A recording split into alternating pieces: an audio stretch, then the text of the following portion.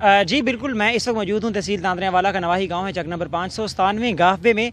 और यहाँ पर जो चीज़ नज़र आ रही है, ये गांव मुख्तलिफ मसाइल की आमाजगाह बन चुका है। ना सिर्फ यहाँ पे गवर्नमेंट की जानिब से ये गांव अदम तवज्जो का शिकार है, बल्कि यहाँ के मकामी जो हैं लोग जो हैं वो भी अपने से दूसरे जो थोड़े कमतर जो गरीब लोग हैं उनके हक़ पर डाका डालने की कोशिश करते हैं। हमारे साथ मौजूद हैं लोग जिनके साथ उनका कहना है कि ज़्यादती हुई है। उनसे बात करते हैं और जानते हैं कि इनका मसला क्या है। बाबा जी की होया है? अस्सलाम वालेकुम।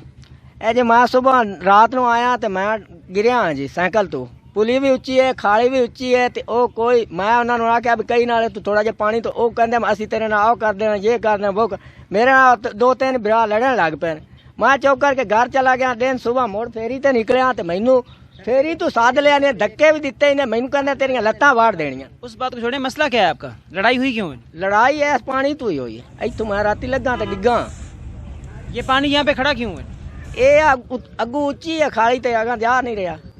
जी बिल्कुल, इनका ये कहना है कि जो ये नकासी की जो नाली आ रही है, निकासी है आपकी, वो यहाँ से बिल्कुल पीछे जो सरकारी नाली है वो गुजर रही है, लेकिन यहाँ से आगे आप देख सकते हैं कि वहाँ से नाली को जो बुलंद कर दिया गया है, जो सही सतह है बाज़ार की उससे बुलंद कर दिया गया है। तो जो पीछे पूरी एक गली है, बहुत लंबी गली है, यहाँ का जो पानी है वो यहाँ से गुजर नहीं पा रहा, जिसकी वजह से इन लोगों को बहुत सारे मसाइल का सामना करना पड़ रहा है। और ये इस वक्त इनका मुतालबा ये है कि या तो उसे नीचे किया जाए या फिर कोई मुतबादिल इंतज़ाम किया जाए ताकि इनका जो पानी है उसकी निकासी सही तरह से हो सके। जी, टीवी तांदरेवाला के साथ मोहम्मद रिजवान आजिज़, तांदरेवाला में।